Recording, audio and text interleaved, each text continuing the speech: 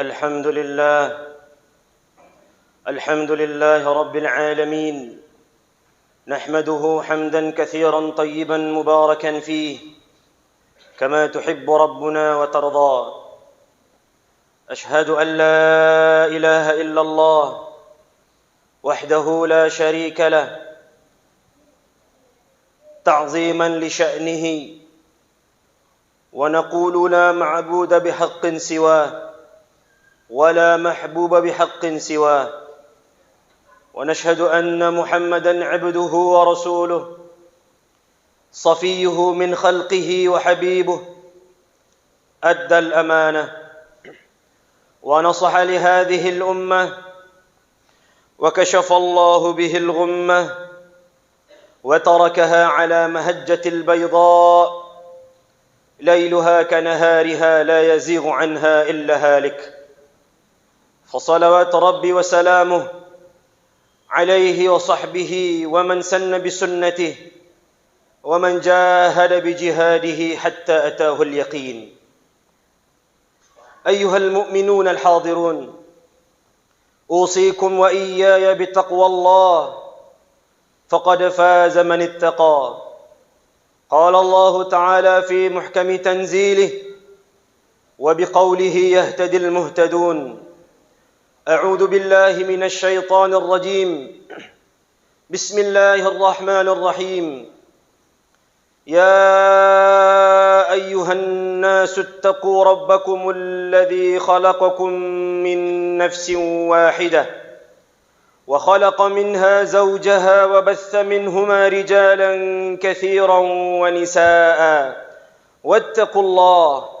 واتقوا الله الذي تساءلون به والأرحام إن الله كان عليكم رقيبا. Kaum mukminin, jemaah Jumat yang dimuliakan Allah Subhanahu wa taala, tercatat dengan tinta emas profil seorang sahabat Rasulullah sallallahu alaihi wasallam yang mungkin tidak terlalu dikenal di kalangan umat Islam. Bahkan di kalangan para sahabat pun nama yang akan kita kisahkan pada khutbah ini tidak terlalu terkenal. Tetapi hadirin yang dimuliakan Allah, sahabat ini mendapatkan cinta yang luar biasa dari Rasulullah, sebagaimana dia juga mencintai Rasulullah sallallahu alaihi wasallam. Ia bernama Julaibib al-Ansari radhiyallahu anhu warḍah. Julaibib diceritakan bahawa ia memiliki bentuk fisik yang tidak sempurna. Badannya kecil, kulitnya hitam. Dia tidak punya keluarga yang jelas. Dia tidak punya harta dan tidak punya benda.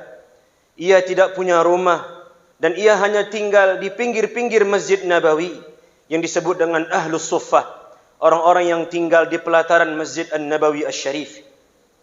Hadirin yang dimuliakan Allah, Julaibib radhiyallahu anhu la mala wala jah, tidak punya harta, tidak punya benda, tidak punya pangkat, tidak punya gelar.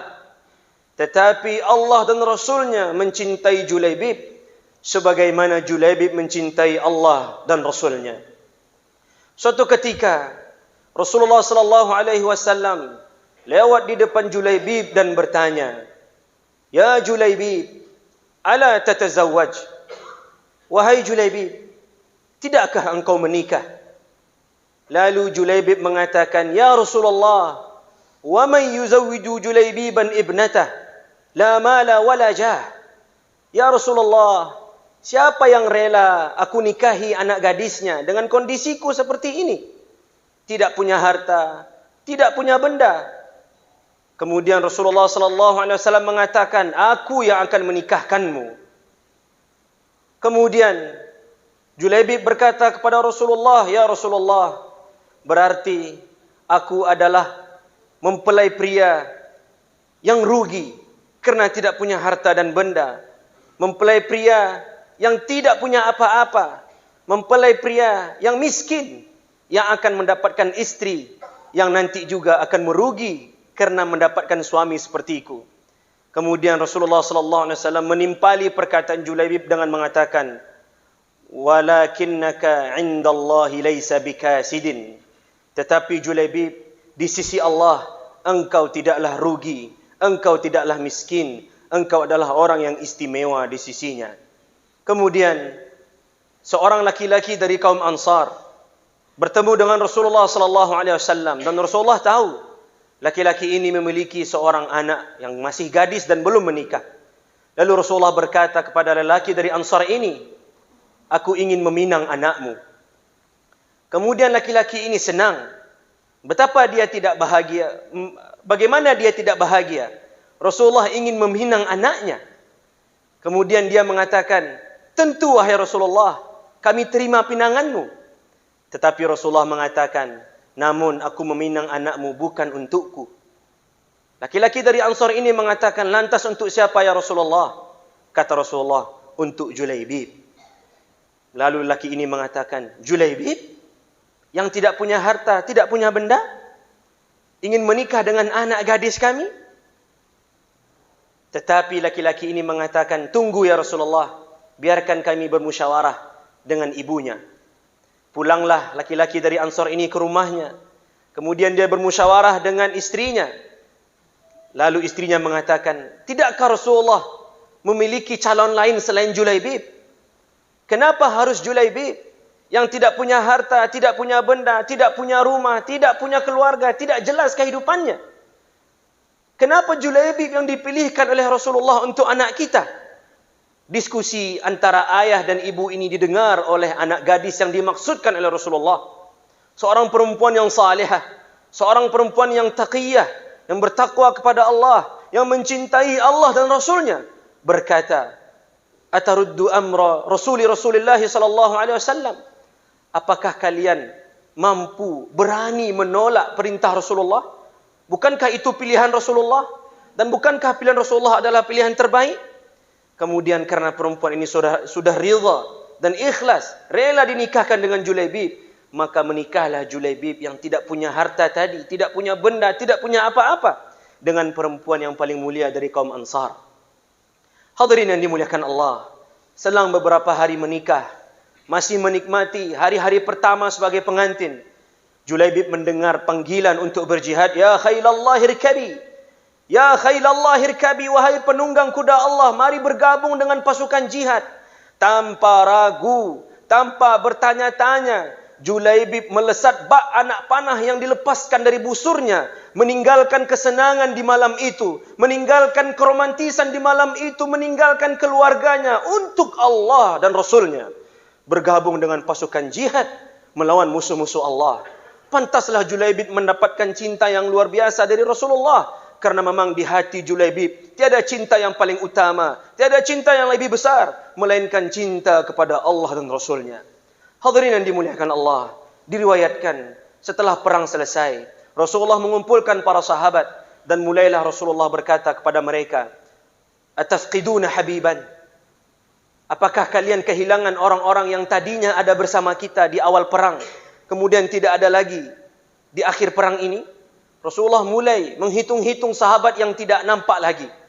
Lalu beberapa sahabat mengatakan, nafqidu fulanan wa fulanan wa fulan. Tidak ada satupun yang kehilangan Julaibib. Padahal Julaibib tidak ada lagi di barisan terakhir. Julaibib tidak ada lagi setelah perang usai. Tidak ada satupun sahabat yang mengatakan kami kehilangan Julaibib. Setelah Rasulullah bertanya sekali, dua kali, tiga kali, tak ada yang menyebut nama Julaibib. Kali terakhir Rasulullah bertanya, apakah kalian kehilangan orang lain lagi? Orang yang kalian cintai, yang tadinya ada bersama kita, sekarang tidak ada? Lalu para sahabat mengatakan, agaknya tidak ada ya Rasulullah. Kemudian Rasulullah mengatakan, afqidu habibi Julaibib. Aku kehilangan kekasihku Julaibib. Mana Julaibib? Tadi ada bersama kita, sekarang tidak ada. Kemudian Rasulullah memerintahkan para sahabat untuk mencari Julaibib. Dicarilah Julaibib dan akhirnya bertemu Julaibib dalam keadaan syahid di jalan Allah Subhanahu wa taala. Dan di sekitarnya ada 7 orang yang telah ia bunuh dari musuh Allah Subhanahu wa taala.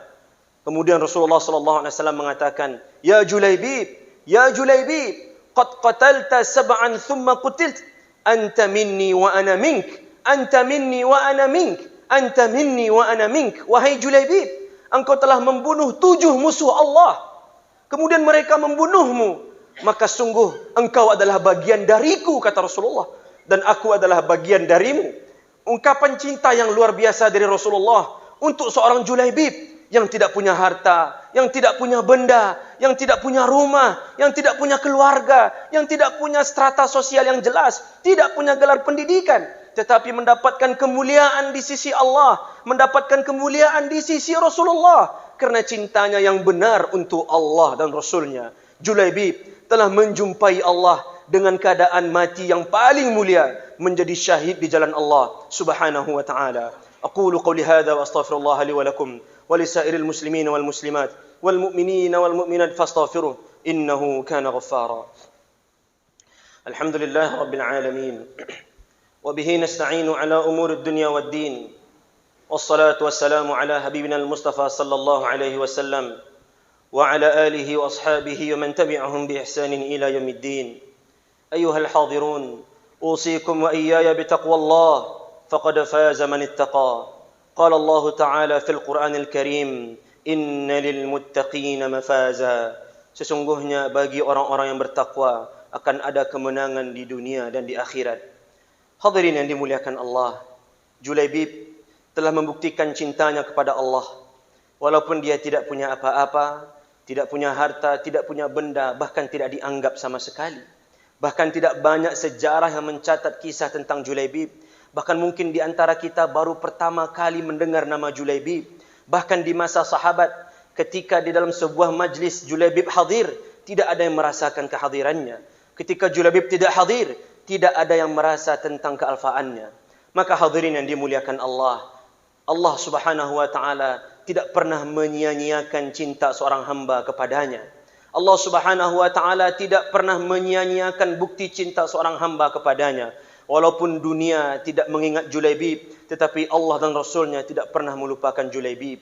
Hadirin yang dimuliakan Allah, lalu kita dengan segala harta dan benda yang kita punya, dengan semua gelar yang kita sandang, dengan semua pangkat yang ada pada kita, dengan semua hal yang kita punya yang Allah titipkan, apa yang telah kita berikan untuk agama ini?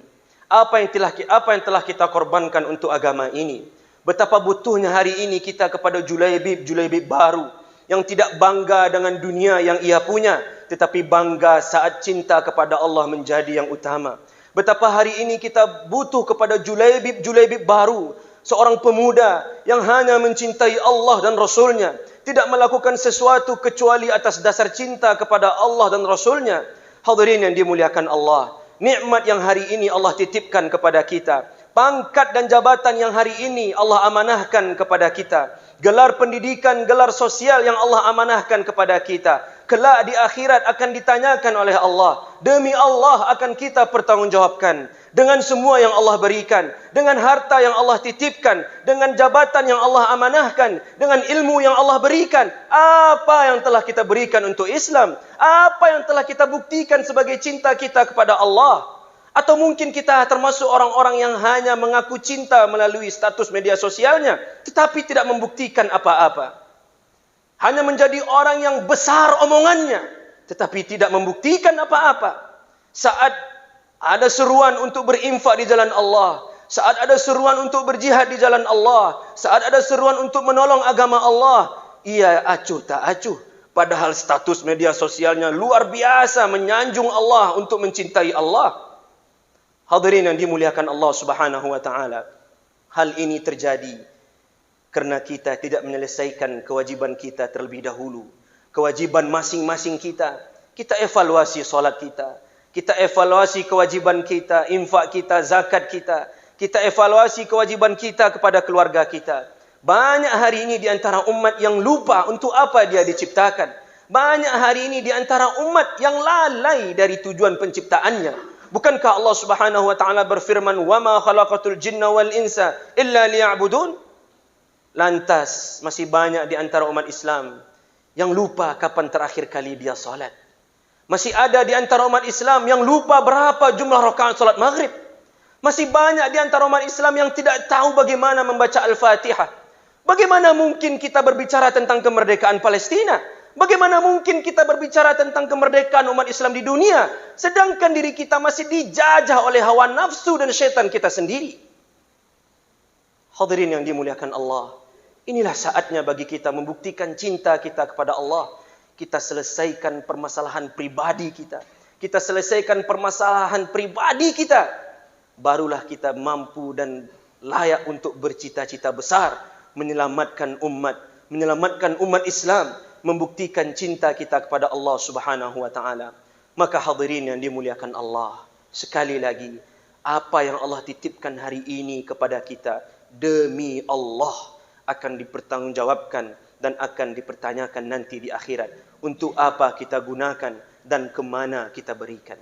Thumma a'lamu ayyuhal hadirun anna Allah nadabakum bis-salati was-salami ala habibihil Mustafa wa huwal qa'il inna Allah wa malaikatahu yusalluna 'alan nabi ya ayyuhalladhina amanu sallu 'alaihi wa sallimu taslima. اللهم صل على محمد في الأولين وصل على محمد في الآخرين وصل على محمد في الملأ الأعلى إلى يوم الدين وارض اللهم عن ساداتنا خلفاء الراشدين أبي بكر وعمر وعثمان وعلي وعن الصحابة أجمعين وعن التابعين وتابعيهم بإحسان إلى يوم الدين وأن معهم بمنك وكرمك يا أرحم الراحمين.